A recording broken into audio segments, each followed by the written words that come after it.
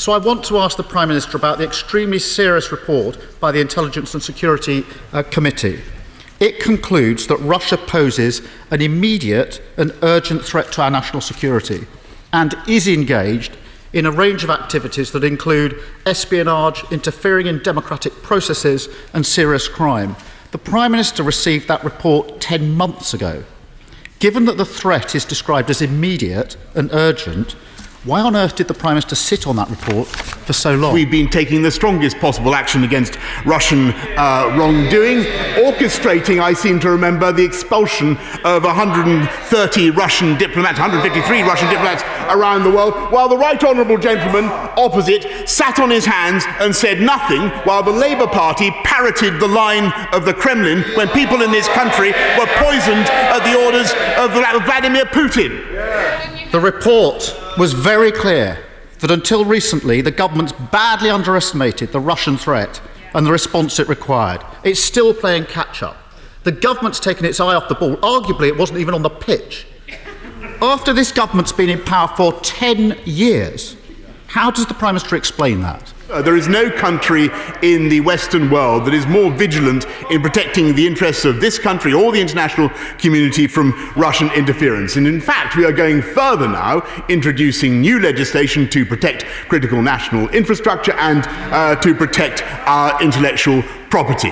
And I think he will find, if he goes to any international body or any gathering around the world, that is the UK that leads the world in caution about Russian interference. And I must say, I don't wish to contradict the right honourable gentleman, but he sat on his hands, he said nothing. The leader of the opposition parroted the line of the Kremlin that the UK should supply.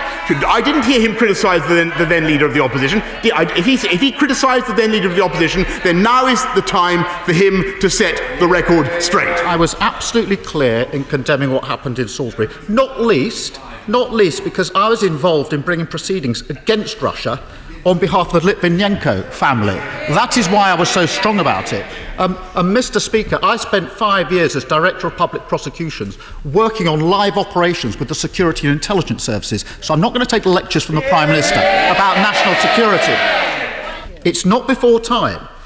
18 months ago, the Prime Minister says the government's vigilant. 18 months ago, the Home Secretary said we don't have all the powers yet to tackle the Russian threat. And he said the Official Secrets Act are completely out of date.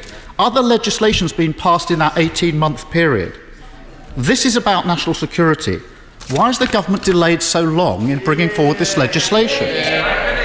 Mr. Speaker, this government is bringing forward legislation, not only a new Espionage Act, not only new laws to protect against theft of our intellectual property, but also a Magnitsky Act directly to counter individuals in Russia or elsewhere who transgress human rights. And there's been no doubt what this is really all about, Mr. Speaker. This is about pressure from the Islingtonian Remainers who have seized on this report to try to give the impression that Russian interference was somehow responsible for Brexit, Mr. Speaker. That's what this is all about. The people of this country didn't vote to leave the EU because of pressure from Russia or Russian interference. They voted because they wanted to take back control of our money, of our trade policy, of our laws. And the simple fact is that after campaigning for Remain, after wanting to overturn the people's referendum day in, day out, all the period when he was sitting on the Labour front bench, he simply can't bring himself to accept that. He flip-flops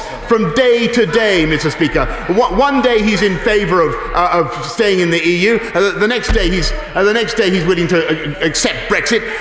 Mr. Speaker, the leader of the opposition has more flip-flops than Bournemouth Beach.